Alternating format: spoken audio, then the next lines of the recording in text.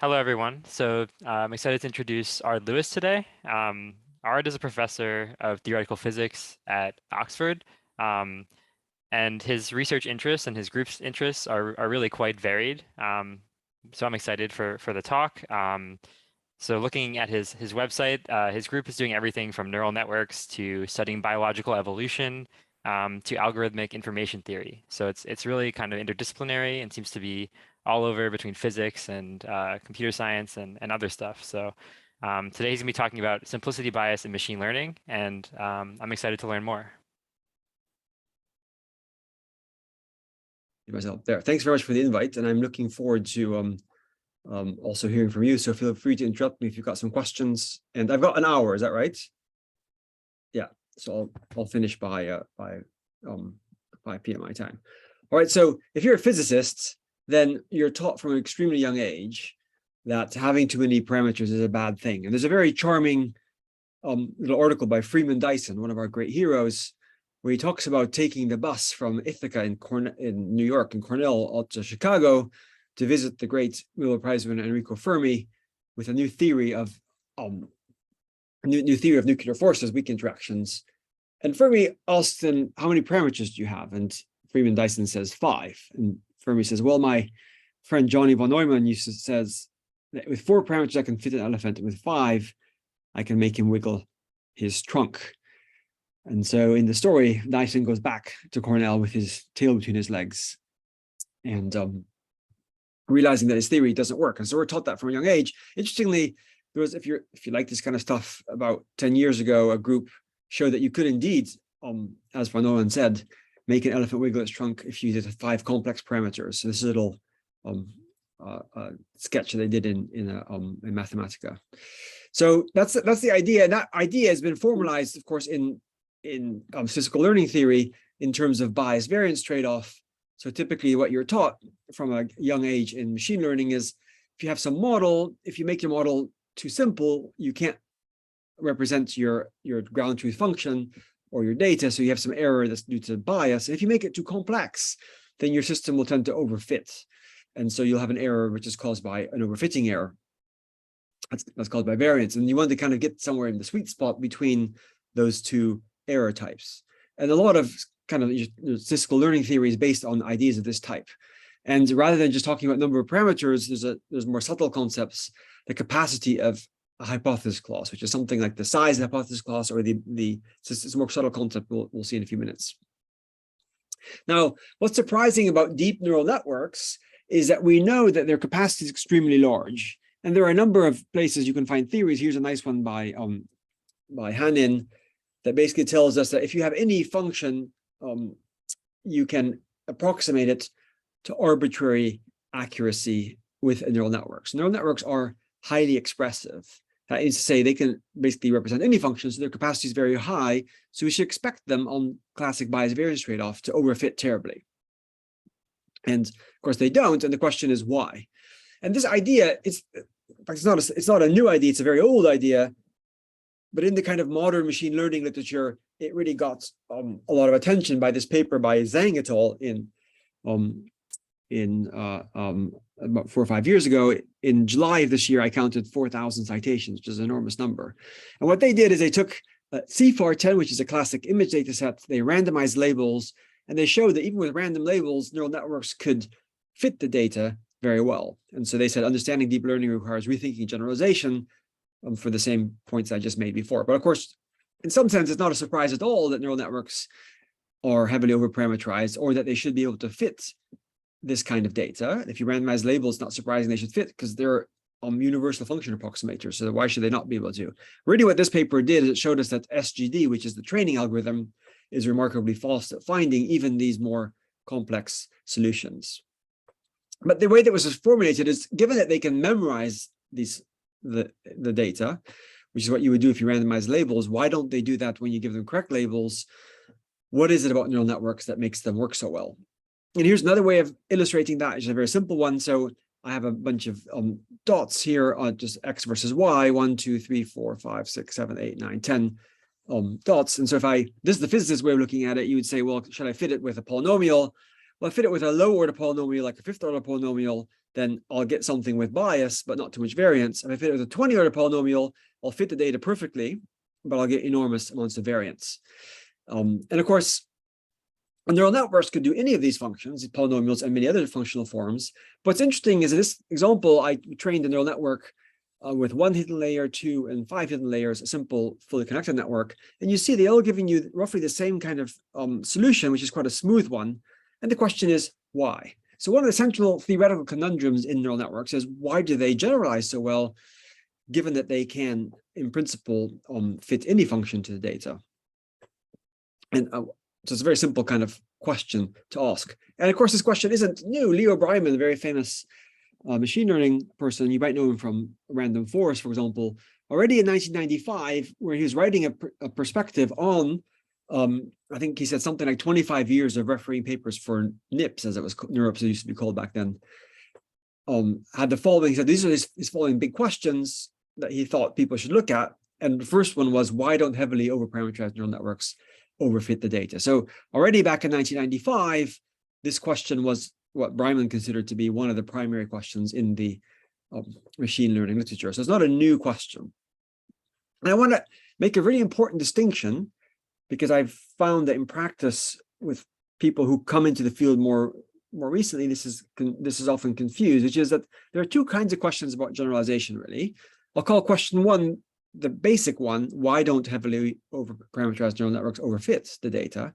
And then there's a question two, which is what practitioners care about. And what, if you're actually working in neural networks, you're probably worrying about is, given that neural networks generalize well, what, optimizer, hyperparameters, trick X, trick Y, trick Z architecture should you use to get even better generalization? Now, question two is a super important one in practice, but I'm not going to look at it in any detail today. I'm going to ask this more basic question, which is, what about statistical learning theory in its classical form is missing, which makes us worry about neural networks not overfitting? Why do neural networks not overfit? And just to show you in that, I gave you that Bias-variance trade-off picture.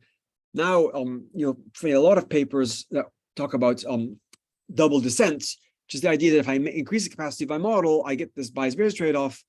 I can get a peak typically when the capacity of the model, the number of parameters is equal to the number of data points, for example. And then in this overparameterized regime, the error keeps dropping down. And people speak about the interpolation regime, or people speak about benign overfitting, or a whole series of different languages being used. But it's still not properly understood why this happens. Why in this large capacity limit do you not have this bias variance problem? And we've looked at this technically in terms of for Gaussian processes, which neural networks map to in the infinite width limit, and we can calculate this. We can calculate, but we don't quite understand it yet. There's a big difference between being able to calculate generalization errors and actually understanding qualitatively what's happening. So I'm going to pick a very simple kind of problem, because I think in order to understand this is not question number one, I should first understand it with a simple problem. And I'm going to look at supervised learning of a Boolean function. So we just had a COVID pandemic, and I have some friends who are doctors who told me that they often had kind of a triage. So somebody would phone them up or come into their practice and have a series of symptoms. And the question was, would you send them to the hospitals, which were more or less at capacity, or would you send them home? So imagine that you have we're going to have 7 questions. So our doctors are going to ask 7 different questions. Do you have a fever? Do you have a cough? Do you have a lost sense of smell? Are you a bit older? Do you have some comorbidities like heart problems? Are you obese, diabetes, etc.? If all these things are true, then we'll send you to the hospital. If you've got the symptoms and you've got comorbidities, but you're younger, this doctor might still send you to the hospital. If you have the symptoms, but otherwise you're young and healthy, the doctor might say, well, go home and stick it out there. And so you can imagine that there's a bunch of different ways these questions could be answered, and a bunch of different answers that doctors could give. So for this very simple problem, if I have 7 questions, there are 2 to the 7, which is 128 different answers. And for each of those different answers, I could send you to the hospital or not. So there's 2 to the 2 to the 128, or 2 to the 2 to the 7, sorry, so 2 to the 128 different possible doctors' solutions that you could have to these 7 questions. That's about 3.4 times 10 to the 38 possible functions. So I'll call a function the mapping from the set of all 128 questions to the set of answers, send you to the hospital, which I'll call a 1, or keep you at home, which is a 0. And the question is, if I give you a subset of the answers, so I give you, say, the first 64 answers that my doctor makes to the sets of symptoms, can you predict the rest? Now already here you see something with this particular problem, which is if I just gave you, here I gave you 5 different sets of answers, you could probably guess without too much difficulty what the doctor is going to do for a lot of the other options. And the more examples I give you, the better you could guess. As a hint to what I'm going to speak about later, one of the reasons you could probably guess is because there is some structure to this problem, some higher order structure which simplifies the set of answers. But it's helpful to think about this very simple problem. And so what we're going to ask first is something about the parameter function map. So I can think of this neural network or many learning systems as maps from parameters, which is the parameters of the neural network, to the function. So as you know, neural networks have weights and biases. So if I have a set of weights and biases and I give it the inputs, which is the answers to all those 120 questions, then the output for each set is a vector. It tells you whether to send you to the hospital or not. So that's a function. So this is a parameter function map. This map takes the parameters of the neural network and maps them to functions. And if I play with those parameters, I'll get different answers to my questions. So the question is, what does this parameter map function map look like? And just to remind you, when I speak about functions, what I'm really saying is a function in this binary case is quite easy to understand. It's basically taking these set of inputs and mapping it to a particular output.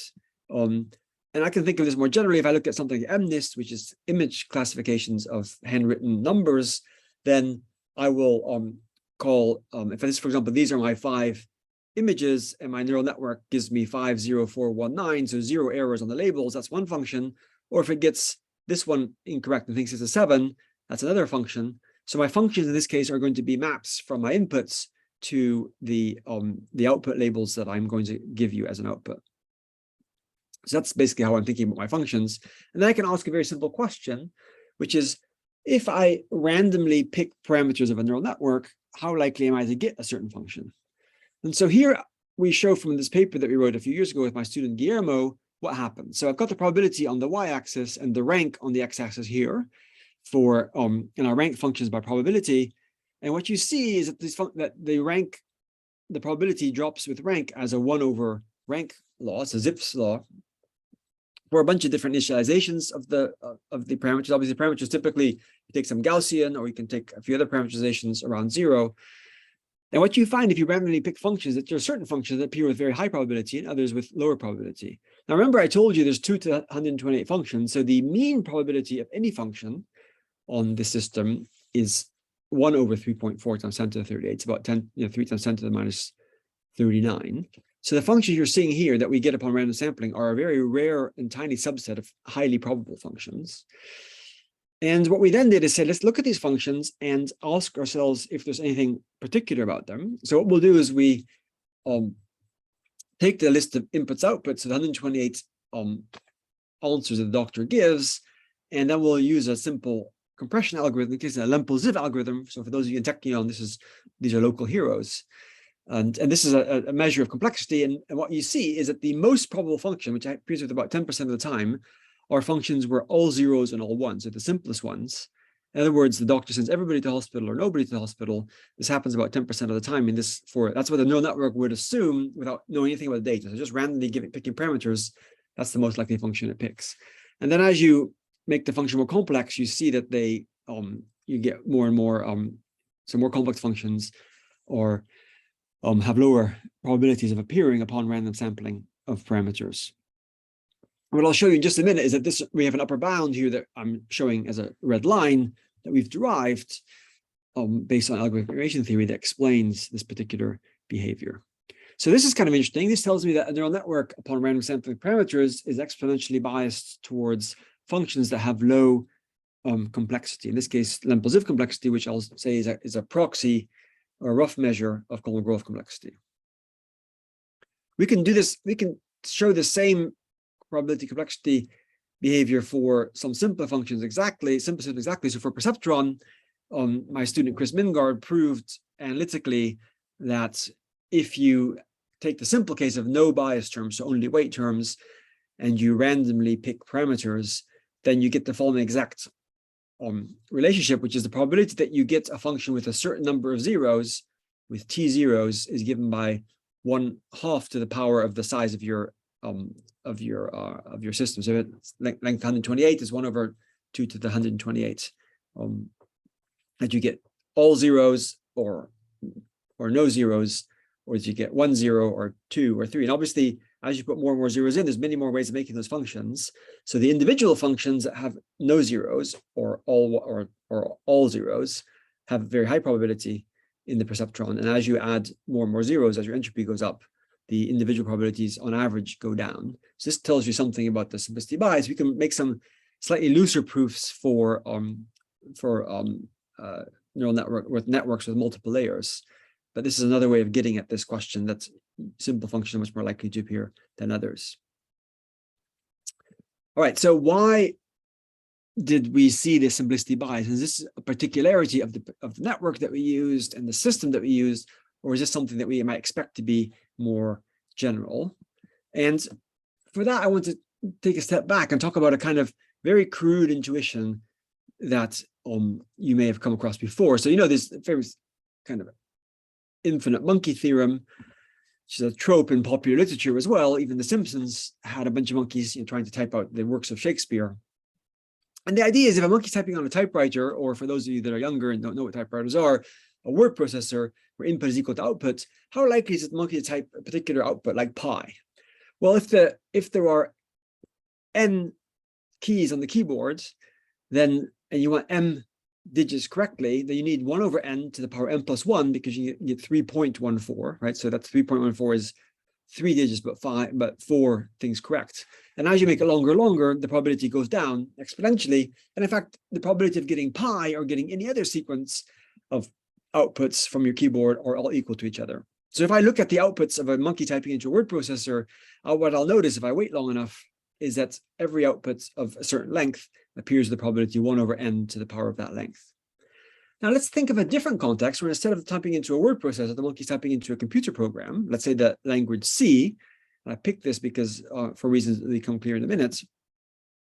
Well, then there is in fact a competition to write the shortest program in C that will generate pi. And here is what I think is the shortest example that will generate the first 15,000 digits of pi by Dick Winter from in Amsterdam. And this program was only 133 characters long, will generate the first 15,000 digits of pi. So if the monkey's typing into a computer programming language, they might by accident type this program with a probability of 1 over n to the power 133, and you'll see the first 15,000 digits of pi appearing. So if you're looking at something where the data is being processed, like in this case, what you'll notice is that certain strings, in other words, strings that have short descriptions, are exponentially more likely to appear than strings that do not have such short descriptions. That's a very simple hand-waving intuition, and I'm going to tighten this up a little bit with a story from algorithmic information theory. So some of you may be familiar with AIT, some of you may not. It's a very famous and beautiful mathematical framework kind of founded by Kolmogorov and Chaitin and Solomonov. And the idea of Kolmogorov-Chaitin complexity is that the complexity of a string is equal to the shortest program that can generate that string on a universal Turing machine. And so just like the previous example I gave you with the monkey, if I see 0101 are repeated 01s, then you can imagine print 01 50 times will give you a sequence of length 100, for example. That's a relatively simple output. So that's a string with a short, small Kolmogorov complexity. Whereas this string below it, which has a very long, a very complicated sequence, as far as I know, it has no shorter program. And therefore, it's the shortest program it has is just to print itself. Now, the difficulty, of course, with this is that you don't know whether there may not exist some program that has this as its output. And so that's an intuitive way of understanding something more formal, which is that Kolmogorov complexity is uncomputable. It actually reduces something called the halting problem, which uses to Gödel's undecidability. It's the same idea, which is what, in fact, Turing very famously came up with the halting problem in his paper that we now see as a foundation of modern computer science, the universal Turing machine. So he invented the universal Turing machine to show that there are things that a computer cannot calculate. And the Kolmogorov complexity reduces that because it's run on UTMs. And this gives us some interesting intuition. So one of them, actually, it's a nice formalization. So what's a nice definition of a random number? Martin-Löf randomness is the idea that the random number is a number whose Kolmogorov complexity is equal or longer than its length. In other words, it has no program shorter than just print the string. Another intuition is that the complexity of a set can be much less in the elements of the set. So if I say to you, for example, print all numbers from 0 to Googleplex, that's a short description, but there are numbers in there that are very complex and will take you a lot of information to describe. And so these are the kinds of intuitions that we'll see, and I'm going to use that second one in just a minute. Now, why am I talking this like diversion about Kolmogorov complexity? Is because the idea was actually first formulated by a very eccentric American computer science, Ray Solomanoff, who asked the following question: if I take a universal Turing machine and I randomly type in programs, that's basically the monkey on the typewriter, how likely am I to get a certain output X? So I have a universal Turing machine. I define a probability as the sum over all programs that I type into that Turing machine, and I ask myself, how likely am I to output an output X, like, for example, pi? Now, we're going to simplify this to all binary codes. You can always write everything in binary, so we're going to have a computer that takes binary codes, and we'll make another simplest, an important technical point, which is that it's a prefix machine, which basically means that the codes are prefix codes, so that no code is a prefix of any other code. That helps with certain normalizations. And so what he said is, well, I'm going to define this algorithmic probability as the likelihood that random binary programs in a universal Turing machine will generate an output X. And of course, if I can write that as a sum over all programs that generate X, each program has a probability 1/2 to the power of its length, because it's binary, so 1/2 to the length is how likely you type it by accident, or the monkey types it. And what's the most likely program to generate that output? Well, it's the shortest program. So it's actually Kolmogorov complexity. He came up with the idea a few years before Kolmogorov did. Of course, Kolmogorov being very famous, the name went with Kolmogorov. So intuitively, what this is saying is that simpler, so outputs with short descriptions are more likely to appear on random typing into a computer program than longer ones. So it starts to formalize this monkey intuition. And Marvin Minsky, a very famous AI scientist, said a few years before he died, it seems to me that the most important discovery since Gödel was the discovery by Chaitin, Solomonov, and Kolmogorov of the concept called algorithmic probability. Everybody should learn all about that and spend the rest of their lives working on it. Well, it's maybe hyperbole, but it's nice to see that Minsky thought this was really important. And the other really important step that was made in thinking about this probability by Leonid Levin, also famous for P versus NP, who basically pointed out that not only was this probability under a lower bound, right, because there's at least one program that generates X, there might be many more programs that generate X, so that's the probability, a lower bound of the probability. There's also an upper bound of the probability, which is basically the same up to some kind of order 1 terms. And order 1 terms here basically mean terms that are independent of X. They may be large, but they don't depend on the X that you're trying to calculate.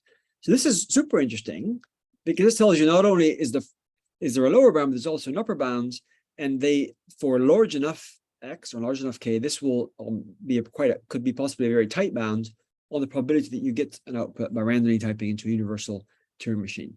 Now, you may wonder why this is not more widely taught in undergraduate courses, and the reasons for that are partially because, well, there's worries about how to apply this. So this only holds technically for universal Turing machines, and in fact, to prove this, you need the halting problem.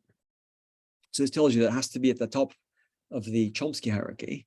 Secondly, Kolmogorov complexity is formally uncomputable, which is a related problem, and this only holds the asymptotic limit of very large X, and so for large complexities, and so it's hard to know exactly how to apply this. So we, being physicists, looked at this, and I with my students, and we said, well, can we make a simpler version of this theory, maybe a slightly more crude one that might be hold for computable maps, so maps that don't have halting problems. And actually, it turns out there's a really simple proof, and I'll give you a little sketch for it. It goes a bit like this. If I have a computable input-output map, so I have inputs that I put into the map, they give outputs. How would I do this? Well, I can always give you a very short instruction, which is to calculate all inputs and list all outputs, keep track of their probabilities. Then I can use Shannon-Fano alias code to encode all those probabilities. Then I can rearrange the terms a little bit, and I get effectively this probability distribution, this prediction of the probability, which is an upper bound on the probability. in terms of the complexity. I need the map to be simple because when you do the proofs, you get everything in terms of conditional probability of Kolmogorov complexity, which have to be turned into absolute ones.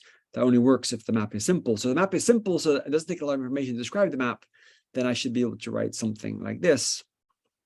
And here, because you can't calculate Kolmogorov complexity, we said in practical cases, you try to approximate it by something like Lempel-Ziv compression or some other suitable measure. It turns out this is an upper bound. It's tight for most inputs. If I randomly pick an input, this bound should be relatively tight. So I expect to have probabilities close to the bound. It's not true for all outputs. So some outputs can have low probabilities and be far from the bound. And the map has a number of properties. One of them, which is that it has to be simple. It needs to have redundancy. So there should be more outputs than there should be more inputs than outputs, etc.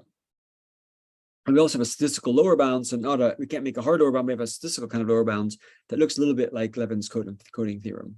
So this is the line that you saw drawn in that simplicity bias picture of the neural network. Is this particular bound that we're predicting? And we actually got interested in this in a completely different context. So I'll take a little step to the side. So I've been interested in evolution for a long time. And here's an example of the kind of thing that we were looking at that inspired us to look at the coding theorem, which is if you take, for example, RNA, which is a string-like molecule that folds into these really well-defined two-dimensional shapes, it can be described by these little secondary structures. So this is a shape that has this kind of funny loop with these little hairpins around it. This is a shape with just a single hairpin. This is clearly a very simple shape, right? I don't need very much information to tell you what the shape looks like. This one, I need quite a bit more information to tell you what it looks like. And it turns out if I randomly sample RNA sequences, I fold them, then what I find is that shapes with low descriptional complexity like this one are exponentially more likely to appear than shapes like this one, which have large descriptional complexity. And here in this plot, there's a representation of these shapes in terms of dots and brackets. It's like a ternary representation of the shapes. And you see that the simplest structure, which is all dots, a bit like the all zero function for the Boolean problem, has the highest probability and the lowest complexity. And ones like this one, which have high complexity and low probability. So we see this for its RNA. In fact, we saw this for a large number of different input-output maps, everything from the RNA map into this is called L systems, which are used, for example, in computer graphics or modeling plants. This is for a circadian rhythm model, and every single one of these systems, we see this kind of simplicity bias happening, which is, given that we saw it everywhere, it was a natural question to ask whether you'd see this in neural networks, and particularly in this map from parameters to functions. So we're not saying that the map from inputs to outputs is simplicity bias at all. We're saying the maps from the parameters to functions is simplicity bias. That's the correct way of thinking about it. And recently we had a paper, which just a few months ago, that got a lot of interest. We looked at proteins form dimers, trimers, tetramers, little shapes. And so symmetric structures have low descriptional complexity, right? If I have a symmetric structure, I have some thing that I repeat many times. It's much easier to describe something big by saying, take this thing and repeat it X times than trying to tell you where every single object is. So that's why symmetry, we believe, is a natural low complexity description of something. So therefore, since low complexity descriptions are likely to appear in random sampling, evolution randomly picks genotypes that are mapped to phenotypes. You should expect to see a lot of symmetry in nature, which is what we claim that symmetry spontaneously emerges from this algorithmic process of evolution. So the question is, why am I working on these two very disparate kinds of fields? Well, it turns out that their AIT math is actually very similar to each other. And all the details are different. The principle, which is in the one case, evolution is randomly changing genotypes. In the other case, I'm randomly changing parameters in my neural network. It's effectively the same thing. I'm randomly changing the inputs and looking at what the outputs do. All right, so that's the idea of simplicity bias. And then what's really nice about neural networks is that we can also break the simplicity bias. So the way you can do that is that neural networks, if you have the right activation function, have a chaotic regime. So this is from some, there's a paper by Schoenholz and it's a Google Stanford group, but there's a whole series of papers that start here on this. And what they show is that if I have from a fully connected network, I've got the weights, the variance of, I've got Gaussian weights and Gaussian biases. As the weights of my Gaussians get wider, for example, for a fixed width of my biases, I go from an ordered state into what's called a chaotic state for wide initializations. And wide, and this is holds for tench activation or for error function activation. It doesn't hold for ReLU activation, interestingly, for some technical reasons. In this chaotic regime, what this means is you have positive Lyapunov exponents, so small differences in inputs get magnified out, and it turns out that it makes it you learn badly in this regime. And there's a third axis on this which I haven't included, which is the depth. So as I either increase the width of my inputs or I increase the depth of my neural network, the chaotic behavior becomes more pronounced. So in this kind of case, if you go to the perfectly chaotic limit, you lose all information of your inputs, and so your neural network becomes effectively a random input-output map. And therefore, we expect in the fully chaotic limit, so when you go all the way fully to chaos, that a neural network should be equivalent to a random function sampler. And I'll show that here. So this is a simplicity bias for a width of 1, 2 layers, 5 layers, 10 layers, make it width of 2, 2 layers, 5 layers, 10 layers. And as I make it wider, you see that simplicity bias that I showed you in the first plot. So the preference for simplicity starts to go away. And poor William Ockham here, who was local Oxford hero, he was in Oxford, and we think he was a fellow at Merton College. He slowly disappears as you go to wide initializations and deep for these particular activation functions. So it's a kind of curiosity of neural networks. You don't normally use neural networks in that regime, but the advantage is that we can see that the simplicity bias goes away, and we understand that by going all the way to the limits of fully in the infinite depth limits, you can show that you lose all you basically become a random function approximator. So what we show here is the same plots I showed you before. So the probability of a function versus rank. Now for different widths, so I'm going into the chaotic regime here. You say I start getting a flatter distribution, or my simplicity bias. This is probability versus simplicity, not versus rank. Again, it starts to go down as I get wider and wider. Now, what I'm going to show you here is what this does to generalization performance. So on the y-axis, I've got the error that I make if I train my Boolean system with n questions on the first 64 randomly picked questions. I give you what the answer is, and I asked you, could you predict what it is on the other 76? And now, in order to do that, I've got to impose on my system some particular doctor. So for a doctor whose function is very simple, like for example, a doctor that sends everybody to the hospital or nobody to the hospital, that's a relatively simple system, and every answer is 0, every answer is 1. And my neural network learns that very well. And as the doctor becomes more complex, or as the answers become more complex, the doctor has you have a harder time predicting the other 64 answers from the first 64. Now, if I go to this is a slightly wider, the widest network I use here, then here's the errors I make with this wider neural network. So you see that my errors are significantly larger than for my normal neural network. So without the simplicity bias, I'm going to do poorly on the simple functions. And of course, if I get to very complicated functions, then I'll do fine. Well, I'll do badly. Actually, no, I'll do badly on both. And this green line here is just a random function, random learner. So I basically just pick a random function that gives me 0 training error on the first 64, and then I ask what it does on the other 64. So just to remind you, if I tell you the first 64 answers, then you still have 2 to the 64 possible answers on the other 64, which are consistent with the first 64. So there are 2 to the 64 functions that give you 0 training error. And the question then is, why, given there's so many of them, the vast majority of them, of course, do not generalize well. Why does a neural network pick ones that generalize well? And the answer is, well, if the target function you're learning is simple, then those first 64 will constrain what you can do on the rest. If you're biased with simple functions. And here I'm showing you the same data as I show you here for three different target functions, but in a slightly different representation. So here you've got the generalization error, and here I've got the complexity of the function that's found. This straight up and down line is the complexity of the target function. And here I've shown you these little dots are for different random initializations of the neural network. So I take my neural network, I give it a random initialization from that Gaussian. I use SGD to train to 0 training error. As soon as I hit 0 training error, I look at what my prediction is, what my full function is on all 128 data points, and I look at the complexity of that function. So you see that this for normal neural networks, they typically find a little cloud of generalization errors and output complexities. In fact, the most likely one is the simplest function for this particular simple target. My chaotic one shows a much wider range of generalization errors and also a wide range of complexity that it finds, but doesn't tend to find the simple functions. And my truly uniform random function learner does poorly. If I have more complicated targets, right, then you see that I get this cloud of solutions and this cloud of solutions for the chaotic one. And for a very complex one, I get these two clouds. And if I keep going, eventually the clouds start overlapping each other and they all basically behave in a similar way.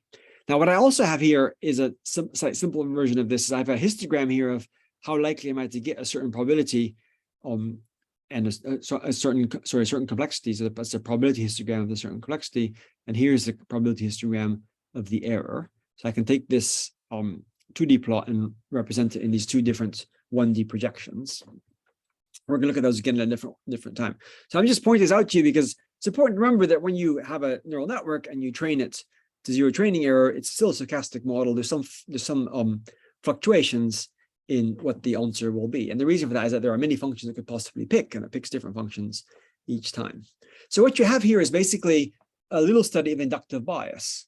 And if you're in the overparameterized regime, which means that you can fit a very large number of different possible functions to your training data, then the story of how a learner works has to be a story about inductive bias.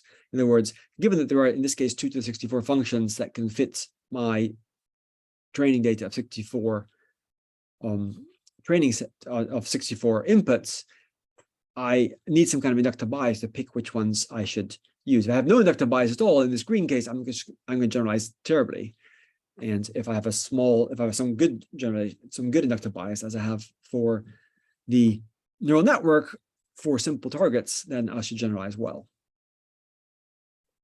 Now, we can do another kind of prior. Rather than prior over functions, I can ask a simpler question, which is what's the prior over complexity? In other words, if I randomly pick parameters, so I randomly pick weights and biases, how likely am I to get a certain function? And first, let's think about the random strings. So I take all functions of length 128, in this case, all Boolean functions of length 128, all of them can be expressed by the neural network. How likely am I to get a certain probability? Well, there's a very famous kind of counting argument that goes a little bit like this.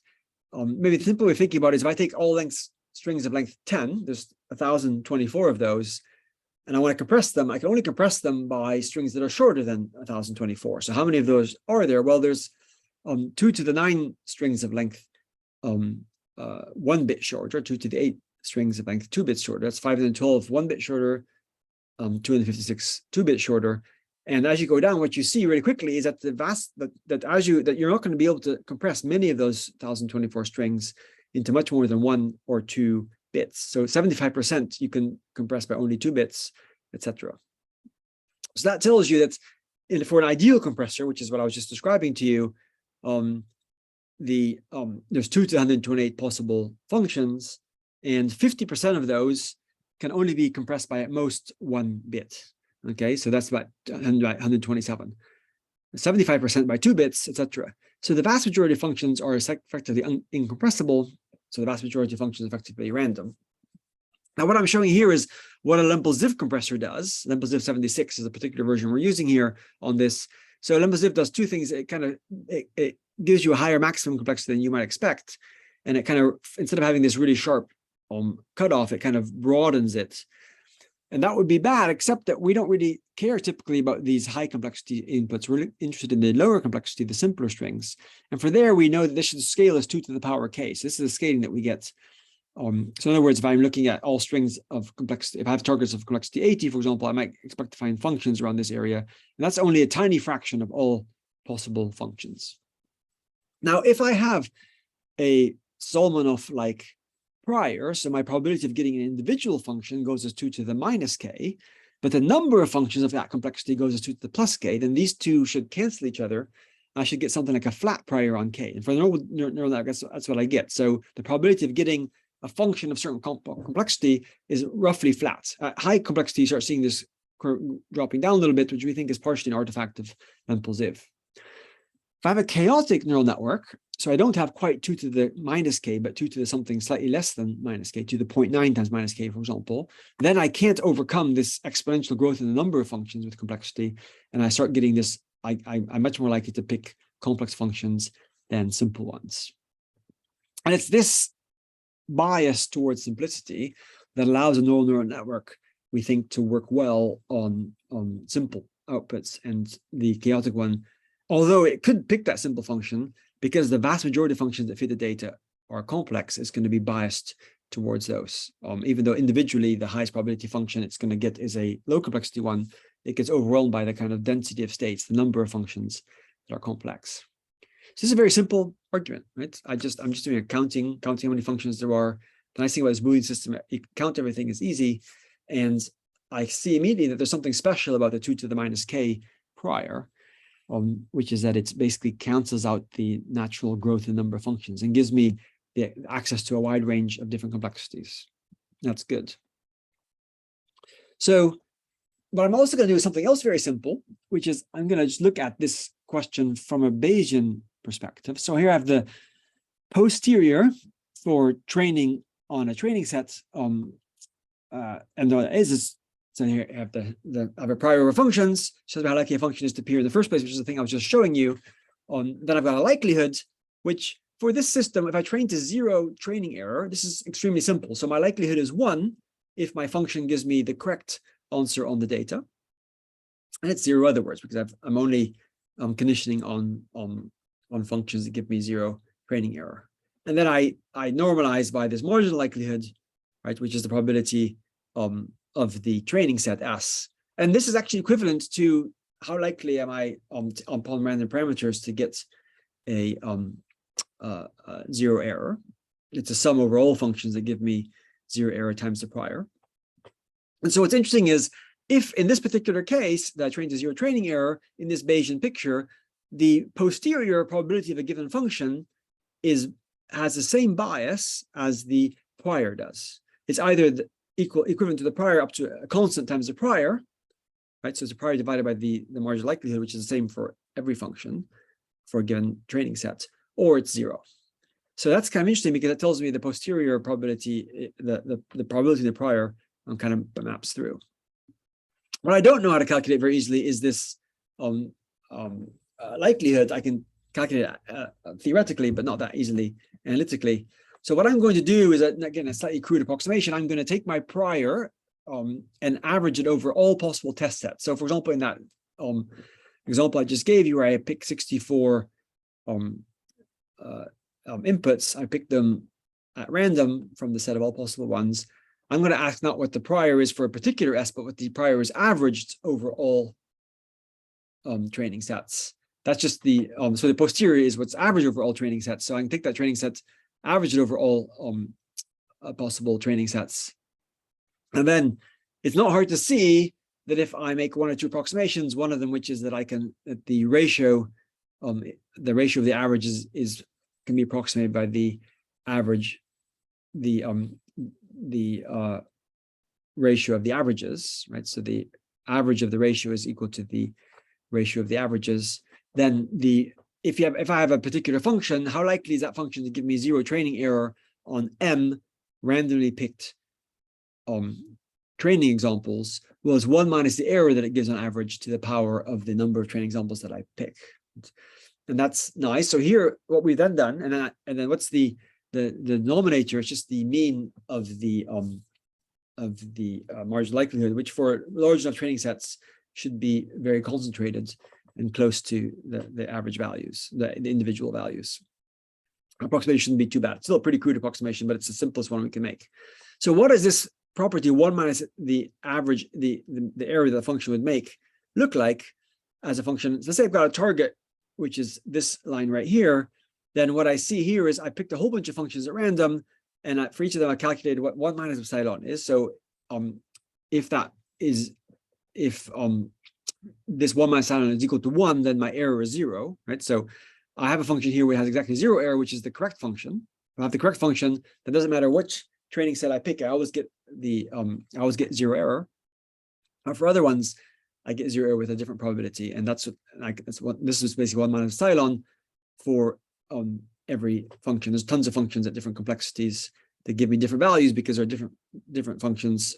Same complexity can have multiple functions that give slightly different outputs. So what we're going to do next is say, well, we're going to pick the best functions, or maybe the best 5 functions, the best 100 functions, the functions with the lowest error, because when I take these things, each of them to the power m, I'm going to be dominated by the ones that have the smallest, have the largest value of 1 minus epsilon. The rest of them are going to exponentially disappear. And so I should be able to make an approximation where I take the biggest ones.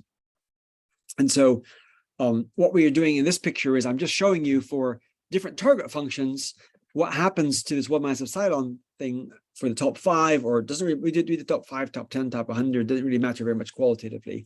What you see is this is what you get for just the top of the functions.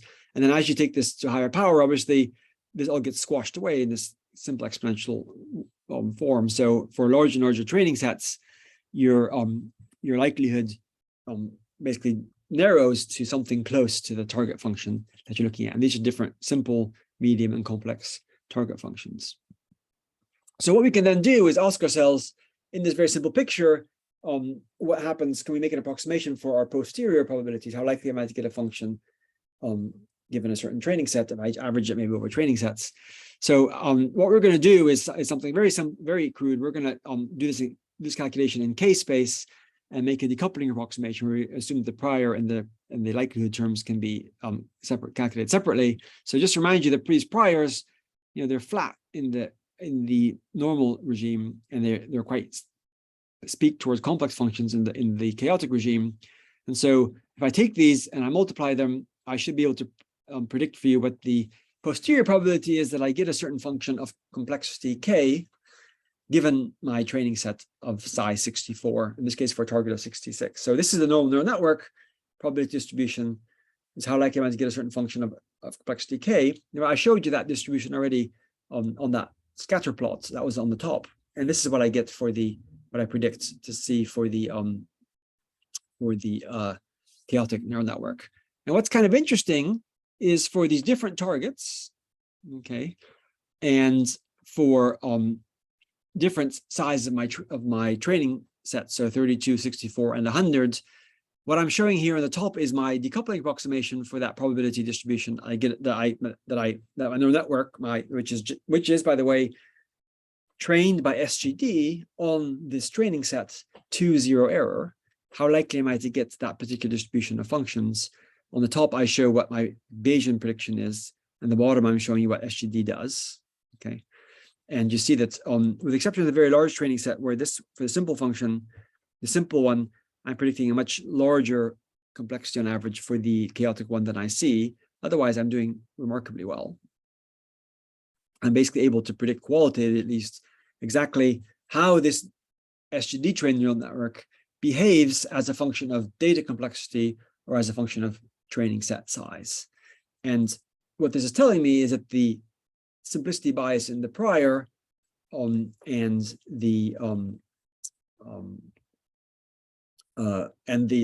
my approximation for the likelihood are capturing the dominant behavior of what this neural network is doing on this relatively simple problem.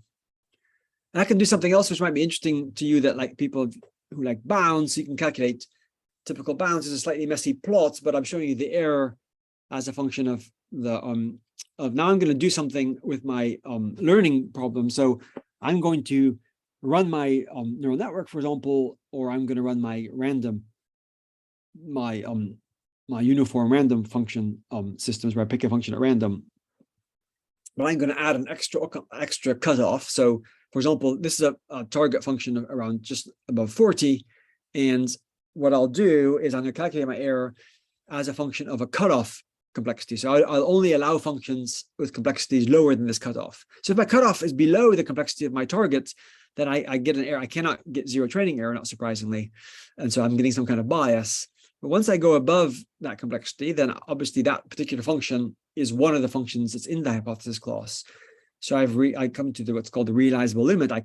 There is a function in the hypothesis class which can fit the data. And what you see is that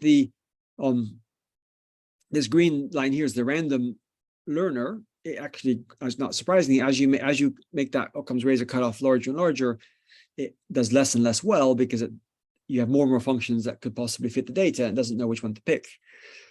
And then that's basically what you see. What's kind of comforting is I can calculate what the bound, which is you probably have seen this bound. It's a classic kind of pack bound that you get in the first bound you'll typically see in any statistical learning theory class, which says the error is bounded by the logarithm of the 1 over the size of the hypothesis class plus a little delta term divided by the number of data points. And this particular bound is can be generalized slightly, and famously McAllister did this in his papers on packed Bayes, where instead of picking every hypothesis with equal probability, I could pick a hypothesis C with probability P of C, and I can do the same kind of union bound argument to derive this bound. And then I've got a bound which is going to be small for high probability functions and large for low probability functions.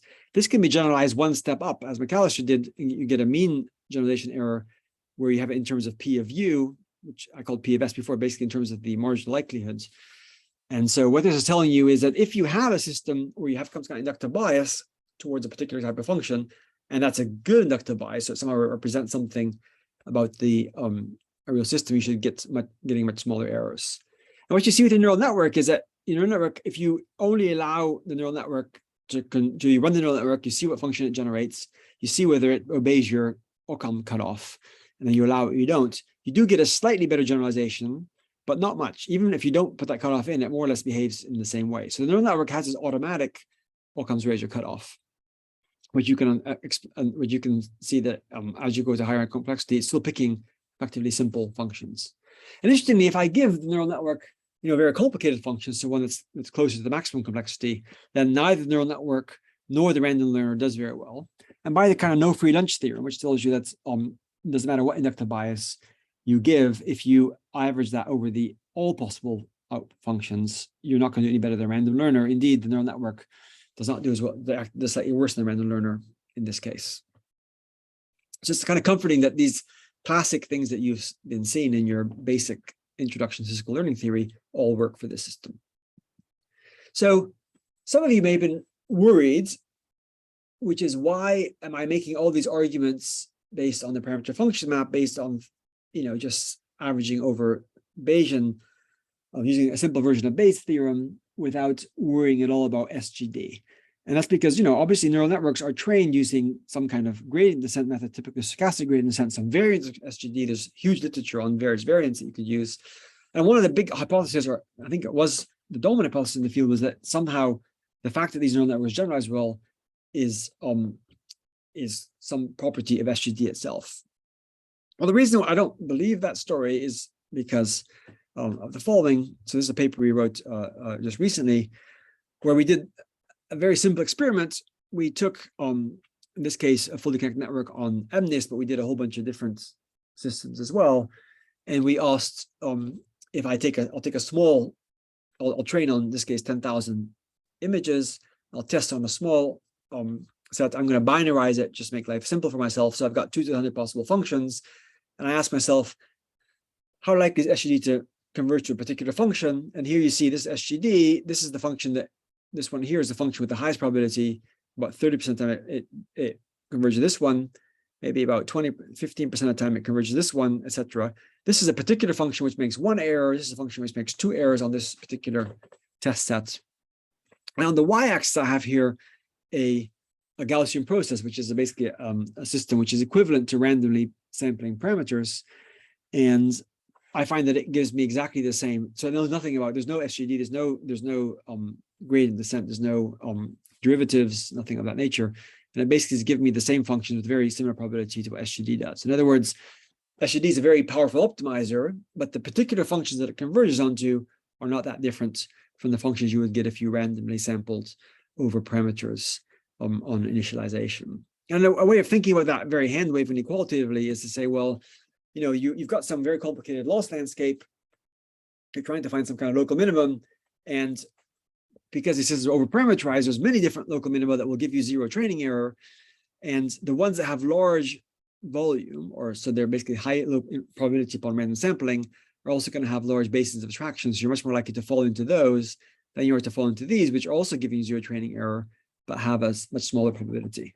And so this is how the fact that you're doing a very kind of different optimization process than randomly picking parameters with SGD, you're never just getting, as you saw in the previous slides, behavior looks remarkably similar to what you would get upon random sampling. So obviously we looked at this. That's I say obvious. It's not obvious to many people in the field, but I think it is an important part of the story for this question number one. Why do neural networks generalize in the first place? Before you get too worried, I believe that changing SGD, changing hyperparameters definitely affects generalization. And I call this question number two is telling you, given that neural network generalizes well, what SGD is doing is it's sometimes making it work slightly better, sometimes slightly worse, and that's an important part of kind of engineering of these neural networks. So just to show you this doesn't work only for this specific problem, here I have it for an example of MNIST. I changed the width of my initialization, and you see indeed that for a deeper neural network, which is the ones that get into chaotic regime, I can either generalize well or start generalizing badly as I enter the chaotic regime. What I see as well is I don't know exactly what these functions look like, but I can approximate their complexity by various measures. Here I use something called CSR, which is from a very nice paper by Bengio's group, and critical sample ratio. And what you see is that if you have a normal neural network, you get a low critical sample ratio. If you have a more complex one, so a more chaotic one, you get a higher critical sample ratio and also much less good generalization. And if I look at the prior upon random sampling of parameters, I get, as I go into chaotic regime, I get a much higher average critical sample ratio. So I'm making my functions that I'm converging on are going to be more complex, and that in general is not a good thing, is the claim. We did for CFR as well. So what I'm hand waving a little bit about complexity. So why is it that this bias towards simple functions is also good for things like image recognition? Well, I think one of the ways you can think about this is that what you're learning. So when you're studying something like this data set, which is part of the MNIST data sets, these are little images of handwriting on a 28 by 28 grid. And so they're embedded in a 784 dimensional space, 28 times 28. And what you're learning is a map from those sets of pixel values to a label, which is between 0 and 9. And physicists have different ways of calculating the effective dimensions of objects. And what all these methods seem to show is that things like MNIST, for example, although it's in a 784 dimensional space, the function that you're learning, the objects that you're learning are effectively embedded in something like a 10 to 14 dimensional subspace. So you're looking at something which is a hugely smaller complexity than what you could have in this space. And our argument is that generically, on the kinds of problems where neural networks work well, are problems where the growth complexity of the functions you're learning is low. And therefore, a bias towards simplicity is a good bias. All right, how am I doing on time? Nope, I think I've more or less run out of time. So that was it. Sorry, I ran over, and we have some more stuff, but that's basically what I wanted to tell you. So the question I was given is, why don't heavily overparameterized neural networks overfit the data? And I'm arguing they generalize, they don't overfit because they have inductive bias towards simple functions, as AIT basically predicts, or as you can calculate in more detail for simplified networks. And this inductive bias is present in the prior, and although SGD may aid generalization, it doesn't answer this overall dominant question. And so classical statistical learning theory concepts like bias-variance tradeoff need to be revising, in the sense you need to include this. They don't need complete revising, because the idea that you need inductive bias is an old one. But you need to be careful that anytime you use these kinds of arguments, that you remember that there's an inductive bias is the dominant story here. And this Solomon-like Occam's razor that you have naturally coming out of these neural networks is good, because the data we care about is typically Kolmogorov simple. The last two things I won't mention, because I didn't talk about them very much. And the other question, which is, given that a neural network works well, how should you optimize it? How you get better generalization, is a super interesting one. But to really understand that question, you're going to have to understand the answer to question number one. And so with that, I want to thank you for your attention. And here's the people in my group that did the work. And particularly, my student Guillermo was the one that did the paper, and Chico, the two students that worked on the paper that I mainly talked about. All right, thank you.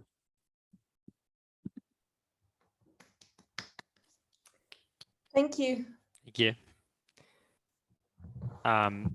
So I guess normally for questions, we usually stop the recording So